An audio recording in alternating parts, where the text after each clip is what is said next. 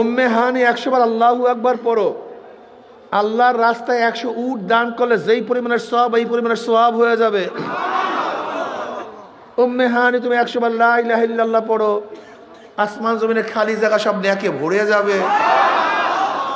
এই হাদিস কি ওলামায়ে কেরাম জানেন না? তোলাবারা জানে। কিন্তু আজকে যদি প্রশ্ন করি 100 বার সুবহানাল্লাহ আলহামদুলিল্লাহ আল্লাহু আকবার কে কে পড়ছেন? আরে আপনারা হাত তুলিয়েন না, কথা আগে বুঝেন। যদি বলি কে কে পড়ছেন, দেখবেন যারা তরিকার উপরে আছে তারা ঠিকই হাত তুলতে পারবে, কিন্তু যারা তরিকার মধ্যে নাই তারা হাত তুলতে পারবে না। এর জন্য তরিকা মানি জানা না, তরিকা মানি জানা না, তরিকা মানি যা জানছি, যা আমার জানা আছে সেই কাজগুলি কেন করতে পারি না।